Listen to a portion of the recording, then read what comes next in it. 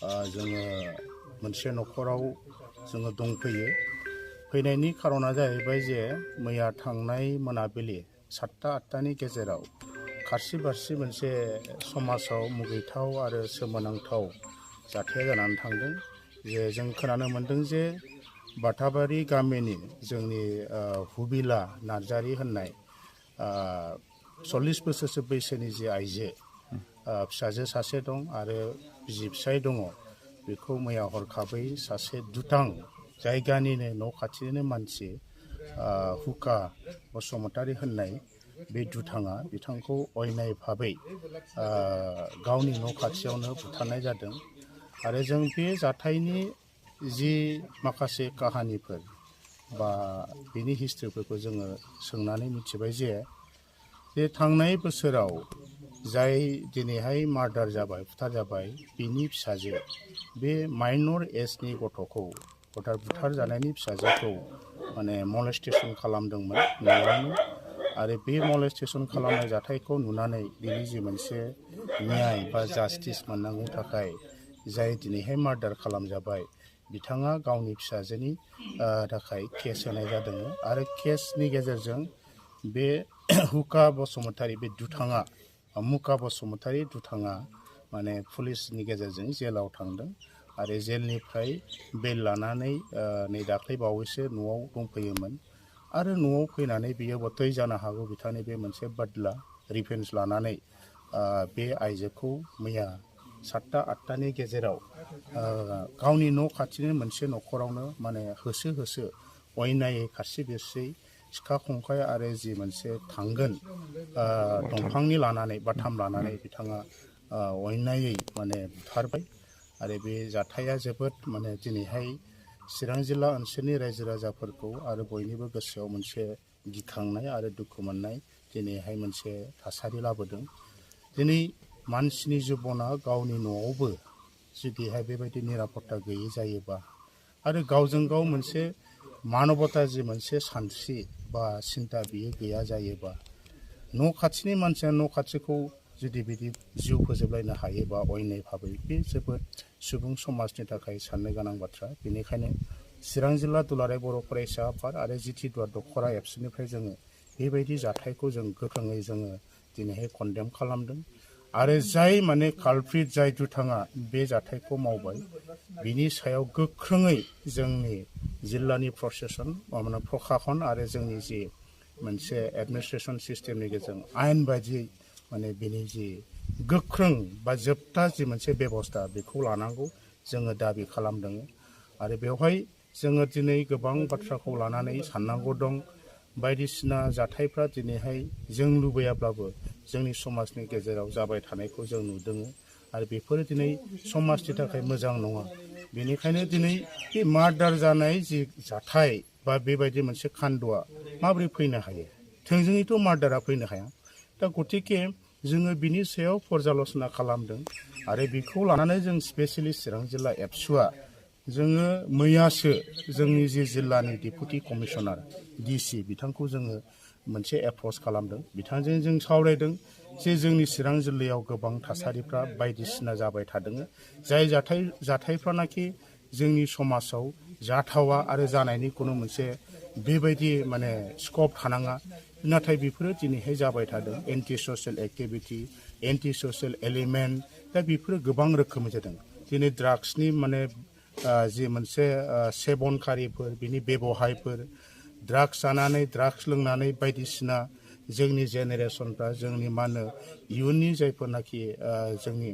नতুन जि मोनसे प्रजन्म आथाल, बिथांमोननि जि लाइफआ माने बरबाद जानाय, डिरेल जालांनाय, बे गोबां जाथायफ्रा जादों। आरो बिनि अनगायैबो जों नुदों दिनैहाय गोबां जोंनि हिउमेन ट्राफिकिं, चाइल्ड ट्राफिकिं बायदिसिना एन्टि ससियेल एक्टिभफोरा दिनै माने गैया नङा गोबां जाबाय। दा बिनिखायनो बे बाथ्राखौ लानानै जों मैया चिरां जिल्ला एबसुनिफ्राय मोनसे डेलिगेसनसिम थांनानै डिसि बिथांजों जों सावरायदों जे बिनि सायाव एडमिनिस्ट्रेसन साइडनिफ्राय गोख्रोङै नोजोर होनांगौ। आरो बेफोरबायदि जाथाया जानायनि थाखायनो दिनै जोंनि गेजेराव समाजाव जि मोनसे बुजिलायनाय, समाजाव जि मोनसे सान्थि आरो खौसेथि, बियो सानसे एसे बिनस्थ' जाबाय थादों। दिनै माने गावजों गाव नायलायलायनो हायो, बुजिलायनो हायो, बेबायदि परिबेसा जाबाय थानायखायनो दिनै फैयै फैयै बेबायदि मार्डार केस गोबां माने दुखुनांथाव जाथायफ्रा जादों दिनैनि जि मोनसे मार्डार केस जाना थानाय बेबोथ' आराम्भनिया बेनो दिनै जोंनाव जुदि प्रशासन आरो जोंनि ओनसोलनि जि सानस्रि आरो सान्थौ जोंनि सानसुमैफोरनि जोंनि समाजनि दल संगठनफोरनि जुदि सिन्थाधाराखौ लानानै गोख्रोङै जुदि जोङो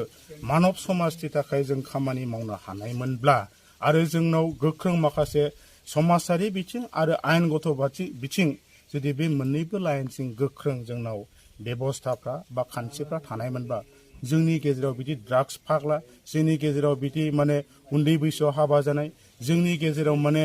गुबुननि बिसिया गुबुननि फिसायजों खारलांनाय जि मोनसे मलेस्टेसननि जाथायफोर जि मोनसे हिउमेन ट्राफिकिं चाइल्ड ट्राफिकिं बे एन्टि ससियेल एक्टिभिटिफ्रा जानाय नङामोन दा बेनिखायनो खोब दुखुनांथाव जोङो दिनै जोंनि जि जिल्लानि जि प्रशासन डिसि बिथां एसपि बिथांमोननो जों मेम'रेन्डाम होदों आरो दिनै जों खावलायदों जाहाथे बे सरकारनि मा होनो जोंनि जि मोनसे बेबस्थानि गेजेरजों समाजाव जायखिजाया मार्डार बा बायदिसिना मलेस्टेसन बायदिसिना एन्टि एक्टिभिटि बिनि सायाव गोख्रोंनिफ्राय गोख्रों राहा लानांगौ आरो जायफोर बेबायदि एक्टिभिटिजों बेबायदि एलिमेन्टजों बिथांमोना इनभल्भ दं बिथांमोनखौ आयेनगत भाबै गोख्रों बेबस्था लानानै जाहाथे फैबाय थानाय समाव बेबायदि थासारिखौ जोङो गैया खालामनो हायो बिनि थाखाय जोङो बयखौबो जों खावलायदों बेबो जोंखौ जोबोद माने चिरां जिल्लानि जों बासिन्दा हिसाबै आरो जोङो दुलाराय बर' फरायसा हिसाबै आरो जों सिभिल ससाइटि हिसाबै बे मोनसे जाथायखौबो लानानै जों जोबोद दुखु मोनदों जोबोद जों लाजिदों समाजाव बयनिख्रुइ निकृष्ट खान्द मोनसे जाथाया जादों बे दिनै जायफोर बिथांमोना सानै बाहाय दुथां कालप्रिटनि मानसिया बाहाय नामा उल्लेख जादों आरो बिथांमोननि बे जाथायखौ लानानै दिनै न्याय फारसे बा बिनि मोनसे बिसार प्रक्रिया दिनै सोलिबाय थादों दा बेबायदि जाथायखौबो जोङो जोबोद मुगैदों मानोना जायफोरनाखि भिक्टिम जोंनि बिनानावफोर जोंनि फिसाफोर सासेया 10 बोसोर बैसोनिल' गथ' आरो गुबुन सासेया 13 बोसोर बैसोनिल' गथ' बेबायदि अन्थाव बाथाव जोंनि बिनानाव गावनिनो बर'निनो मानसि गावनिनो जायगानिनो मानसि बेबायदि मानसिखौ बै एथ' माने 60 बोसोर बारनाय 50 बोसोर जानाय बे सानै दुथाङा नङा होमबा बिथांमोना दा जेलाव दं बे दुथाङा माबोरै अयनायै बेबायदि माने जिनाहारि खालामनो हाखो बे जोबोद दुखुनांथाव बाथ्रा बेनिखायनो बेनि सायावबो बिराद गोख्रोङै जोंनि जि आयेन भारतनि संबिधान जोंनि जि मोनसे इन्डियान पेनेल कोड IPC बिनि गेजेरजों बिथांमोनखौ गोख्रों माने जि माइनर एज हिसाबै पक्स'नि गेजेरजों बिथांमोना पानिशमेन्ट मोननांगौ जोबथा पानिशमेन्ट मोननांगौ जोङो चिरां जिल्ला एबसुनिफ्राय बेखौ जोङो गोख्रोङै दिनै जोंनि आयेनखौ आरो जोंनि एडमिनिस्ट्रेसनखौ जों खावलायदों आरो बेबायदि जाथायनि थाखाय जोङो गासै जाथाय खालामग्रा दुथां मानसिफोर आरो दुथां एक्टिभिटि बेनि सायाव जोङो एबसुनिफ्राय जोङो गोख्रोङै जोङो कन्डेम खालामदों आरो गासै जाथायफ्रा जुदि मोजां रोखोमै आयेनगत भाबै जुदि बेबस्था जायाब्ला आरो बेनि जि जास्टिफिकेसन भिक्टिमा जुदि जास्टिफिकेसनखौ मोनाबा